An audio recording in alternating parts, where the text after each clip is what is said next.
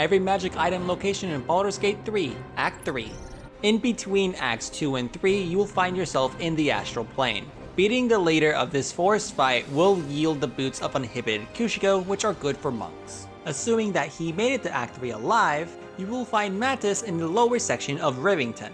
On top of everything he had before, he will now carry the Scabby Pugilist Circlet and the Corvid token, which will let you polymorph into a Dire Raven and you'll have a constant Featherfall active. You can find Ferg at the beginning of Act 3 in Rivington. Unless he decides to run off if he sees Shadowheart being a good girl, he will sell the Hellrider Longbow, the Dwarven Thrower, and Cold Snap normally. But you can pass a persuasion check in order to gain access to 3 new magic items. Being able to cast Spiritual Weapon is one of the best things about Cleric, and Sethan just gives it to any character you want. He also sells the Robe of Supreme Defenses and the Nymph Cloak. If you head to the windmill up in Rivington above the mansion, you'll find a newborn Mind Flayer. He is very easy to take out, and doing so will net you the Ring of Truthfulness.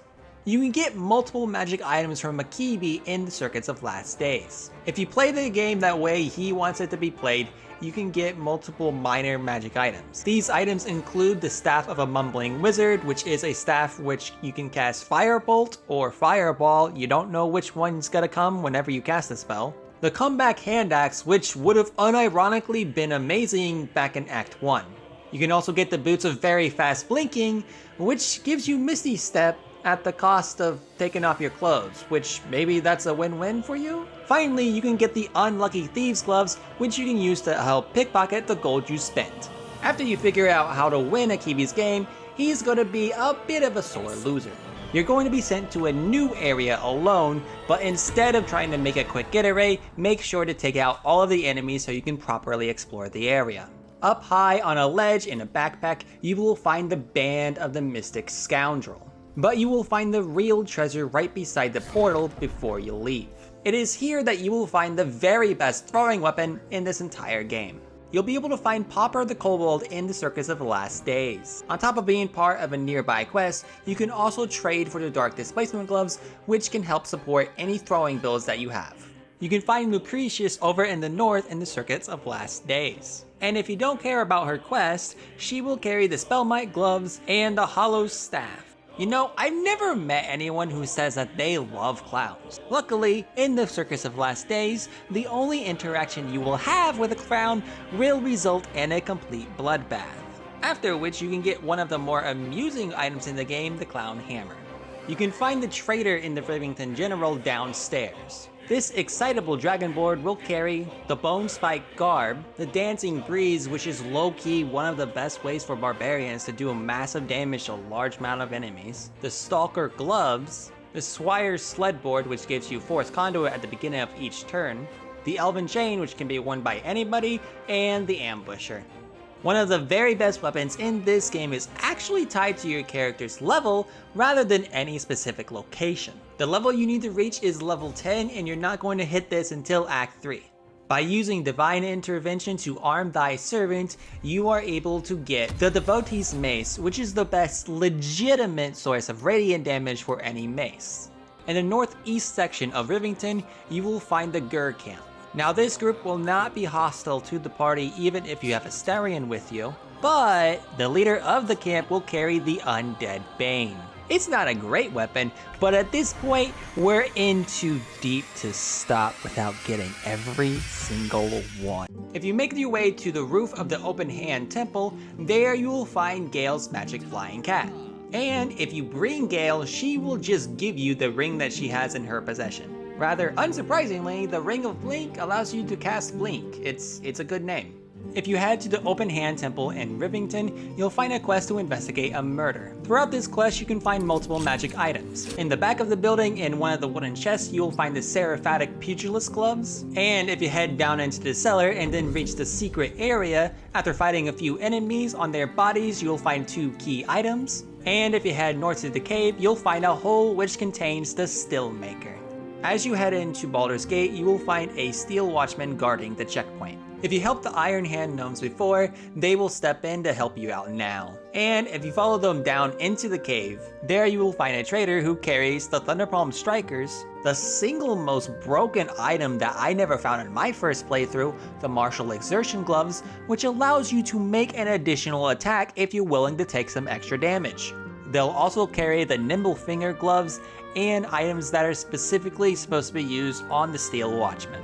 To the northeast side of Rivington, you'll find the Zentarum are clashing with the Stone Lord's men. Luckily, you don't need to actually side with either one of them, because the leader of the Stone Lord's men will carry the Corpse Grinder, and the leader of the Zentarum group will carry the Gleam Dance Dagger. Right beside this fight, you'll find a cave. Inside this cave, inside a chest, you will find the Bone Spike Boots. If you make your way up to the top floor of the Sharas's Caress, there you will find Kithrak Voss along with Raphael. After your conversation with Raphael, you can head down to the main lobby of the Sharas's Caress, and there you will find Kithrak Voss once again. You used to be able to actually trade for his main weapon here, but apparently this doesn't work in this situation anymore. But either way, if you hate Lae'zel's questline, you can kill him and get Voss's Silver Sword, and if you don't already have it, the Silver Sword of the Astral Plane. Just keep in mind that Lae'zel will hate your guts for this action, no matter what your relationship is with her. You head to the very northernmost section of Rivington before you get to Baldur's Gate, you'll find multiple traders there. The only trader to carry magic items is the one that also helps out the Harpers. He will carry the Blightbringer, which is a racist weapon that specifically targets gnomes and dwarves. Like, why is that a thing? The Harmonic Dueler, which can give you bard-like abilities. The Horns of the Berserker is almost good enough that it makes me want to take off the Cap of Curing.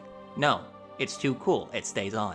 He'll also carry the Guard of the Land and Sky, which is good on monks. The Gauntlets of the War Master is good on fighters, but it's not the best armor for fighters, so I don't know if you'll actually use this. But you will probably use the Cloak of Displacement, which gives enemies disadvantage on attacking you. And he'll carry the Snow Dusted Monastery Gloves. You'll find Worm's Rock Fortress in between Rivington and the main area of Act 3. On the ground floor, being guarded by the Flaming Fist, you will find a heavy chest which contains the flame enameled armor. So if you're sad because you can no longer get the Infernal Robe without killing Karlach, go here and get the next best thing. Back in Worm's Rock, go back to Sharas's Caress and talk to the bartender there. Along with the usual alcohols, this merchant will actually sell you the Amulet of the Drunkard. This is actually better than the D&D version because you will gain hit points every turn you spend while drunk, and that will be a minimum of 5 rounds. When you finally reach the main area of Act 3, right by the Basilisk Estate, you'll find the Stormshore Tabernacle. The trader there will carry the Sacred Star, which inflicts radiant orb damage upon a hit, the Mantle of the Holy Warrior, and the Reviving Hands.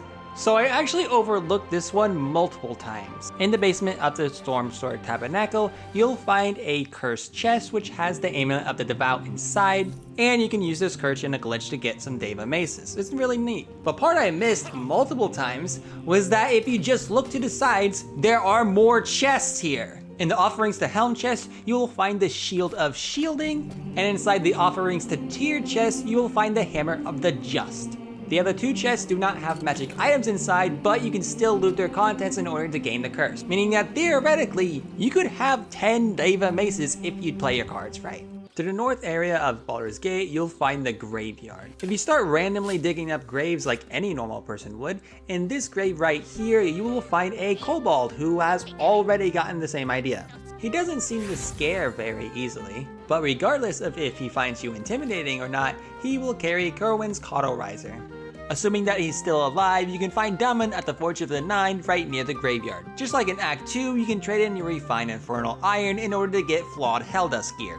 And he'll have an updated stock including the Unwanted Masterwork Scale Mail, the Legacy of the Masters which can make your +3 weapons function as +5 weapons. The Armor of Persistence is defensively the best armor in this game and it's not even close. And the Boots of Persistence will give you freedom of movement and Long Strider. Long Strider you can get very easy, but freedom of movement prevents you from ever being paralyzed. And he'll still be carrying all the loot that he was selling in Acts 2 and 1 that you didn't buy before.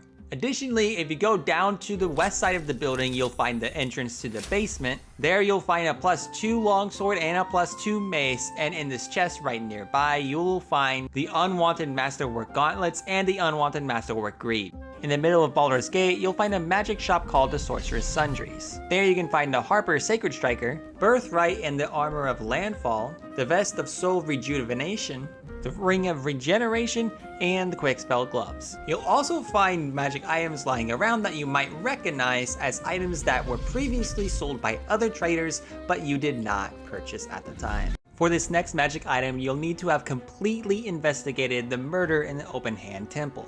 Once you've done that, you'll find a murdered target Cora at the Wine Festival. If you talk to her, you can reveal the murderer normally, and he will immediately teleport away. But if you already know who it is, you can just cast Hold Person on him and keep him there in order to kill him normally. Doing this will give you all of the quest items and the Scarlet Leather Armor, a +2 dagger, Dolor Amorous, and the Space Shunt Boots, which is what he uses to teleport away from you with. You can find 2 traders right to the west of the Sorcerer's Sundries. The Weaponsmith gives you the Flail of the Ages, which gives you the ability to cast Elemental Age, which gives you an additional damage as well as a +1 to hit, making it essentially a +3 weapon. Along with that, the Deadshot will let you roll critical hits easier. The Armorsmith only carries one unique armor, the Armor of Agility. You can find Goldbraith in the smallest building near Bloomridge Park. There you'll engage in a conversation about mind flayers, and if you tell him that we know how to deal with them, he will give you a shield. Abdul's Trusted Shield allows you to cast protection from missiles, which requires an action and concentration. You'll need to start both of these quest lines in order to get all the loot from the hag. To the barracks in the northeast, talk to Laura and she'll tell you about her missing child. Go to the south and then you'll find a group of hag survivors and make sure you save Marina in order to get the staff. An extra 5th level counterspell is nice and it's easy to miss out on this. From there, go to the Blushing Mermaid, and then after the second fight, you will gain the Sultry Scimitar from the real Captain Grizzly. After that, to get all of the rewards, you need to first save the child from the hag, and then make sure you kill the hag afterwards. Auntie Etta will be carrying the Corellan's Grace if you did not get it before, the Tarnished Charmed whether or not she's been knocked out or if been killed, and the Ring of Feywild Sparks you can only get by killing the hag. Saving the child will give you the Amulet of the Windrider and the Duelist Prerogative. And after it's all said and done, you can get the Fey Semblance Amulet simply for killing the hag. If you make your way to the top floor of the Sorcerer's Sundries and then choose the correct portal, there you'll meet Lorelican. He's looking for a night song, and if you help him arrange the meeting, well... Either way, if you loot him, you'll find both a robe and a staff that you'll never use because there's a much better version right downstairs. On the bottom floor of this tower, you will find 2 levers, both of which requires a DC 20 Arcana check, and one of them is invisible and needs to be revealed. Succeeding on the hidden lever will give you the Robe of the Weave, and the other one will give you the legendary staff Marco Heshkir. If you pair this with Kethric's shield, Gale will have the best equipment he can possibly have. Once you're in Razumith's tower in the Sorcerer's Sundries, find the button that says Vaults. There are going to be multiple display cases that have books in this place, and each one of them is going to have their own unique spell which you can teach your wizard.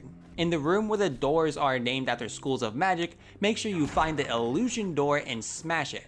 There you will find Karlach's ideal weapon, the Hellfire Great Axe. The other magic items are going to be in the vaults. You can find the levers to the vaults behind the Wish Door and the Silver Door. Inside the Elminster Vault in an invisible chest, you will find the Pyro Quickness Hat. And in the Karsus Vault, also in an invisible chest, you will find the Foe Breaker.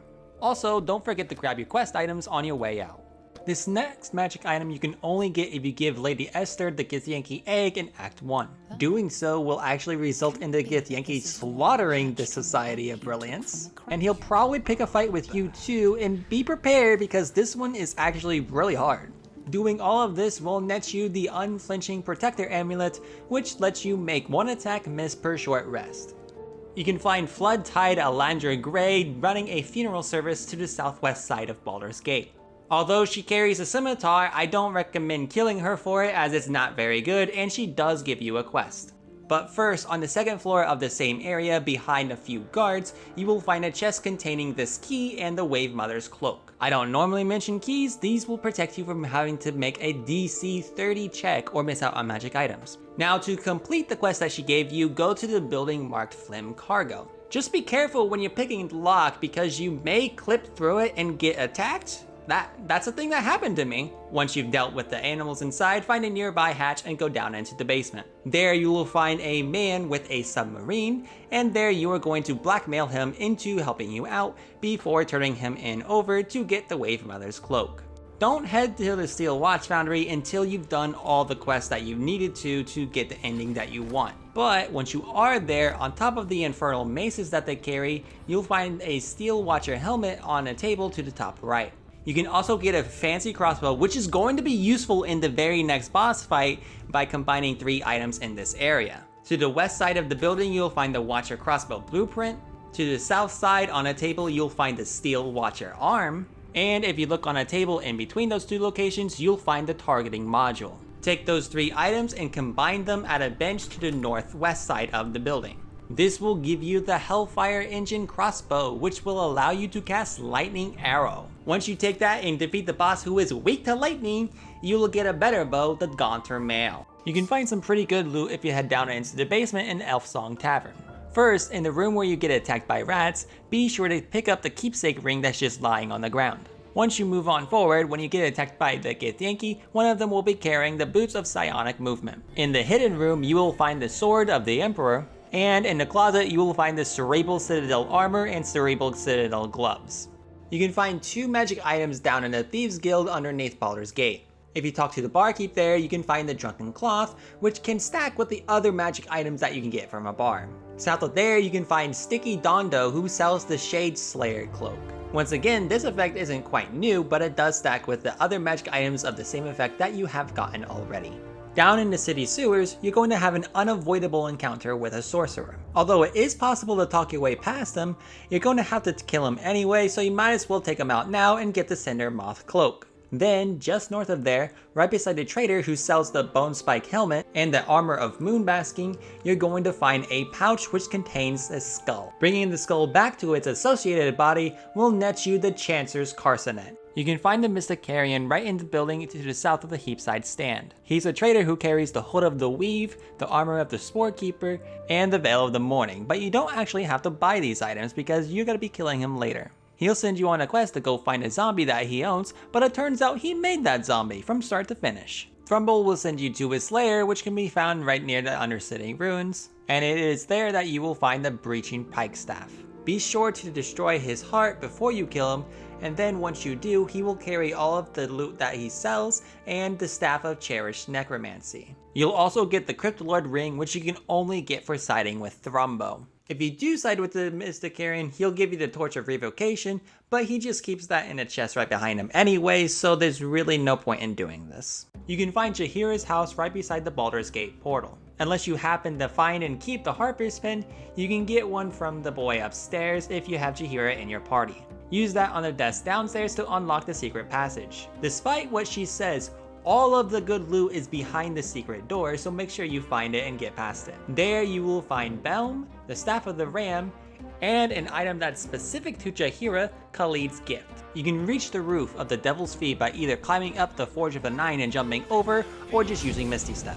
There you will find Tar once again, who is selling the Hat of the Sharp Caster. Once you go inside, you can look around to unlock some special dialogue, which will allow you to buy the Caitiff Staff, which is good exclusively for Warlocks, the Hellbeard Halberd, which does extra poison damage, the Shapeshifter Hat, which is good for Druids, the Cloak of the Weave, which is the best cape for any caster, and finally the Gemini Gloves and the Spell-Seeking Gloves. And upstairs in a gilded chest by the bed, you will find the Mask of Soul Perception. You can reach the House of Hope by performing a ritual in the Devil's Feet. Once you have entered the House of Hope, first make your way down into the prison hatchway. There, on one of the guards, you will find the Burnished Ring. Just north of the Feast Hall, you can find a small closet room which holds the Hell Dusk Helmet, along with the Staff of Spell Power. To finish the House of Holt, you'll need to make your way to the Incubus that's inside. As long as you don't let him seduce you, you will gain the Helldusk Gloves and the key to the nearby safe. Inside that vault is the password you need to get the Orphic Hammer. While you're in this archive, make sure you also grab the Amulet of Greater Health and the Gauntlets of Hill Giant Strength. Be sure to save hope on your way out, and you'll be rewarded with the Gloves of Soul Catching, which is the ideal weapon for any monk. On Raphael himself, you will find the Helldusk armor, which is heavy armor that can be put on anybody regardless of proficiency. So these two you can only do after completing their associated quests. Once you have retrieved the Orphic Hammer from the House of Hope, you can find Kithrak Voss down under the sewers. He will give you Lae'zel's best weapon, the Silver Sword of the Astral Plane. Although you can use glitches to get this weapon all the way back in Act 1, this is when you would traditionally get it. If you go through all of the trouble of saving Duke Ravengard, you can still technically just kill him for his stuff. He carries the emblazoned plate of the Marshal and Duke Ravengard's longsword. But just so you're aware, anyone who sees you do this, including Mazora for some reason, will attack you on sight. I guess she just got jealous that you did what she couldn't? Once you've defeated the Steel Watch, you can go back to the Worm's Rock Fortress and go to the top floor. There you can find Gortash and get Karlach some much needed retribution. He carries the fabricated Arbalist, the Clothes of Authority, the Tyrannical Jackboots, which I assume Gortash came up with the name himself, and a key to the chest nearby which contains the Helldusk Boots. You can find the rest of the Helldusk set when in the House of Hope, meaning that when Gortash went into the Hells and stole the Crown of Karsus, he also stole Raphael's boots just for the fun of it, because he doesn't even bother wearing these things. Once you have either saved Duke Ravengard or been attacked by Counselor Floric, potentially both if you saved Counselor Floric before Duke Ravengard, you can use lightning arrows to light up the secret entrance in Worm's Rock Prison. There are no magic items until you get to the dragon, so just make your way there as soon as possible. Behind the dragon, you can find the Helm of Balduran, and you can loot that before the fight begins. And then once you do defeat the dragon, you will gain the Balduran's Giant Slayer.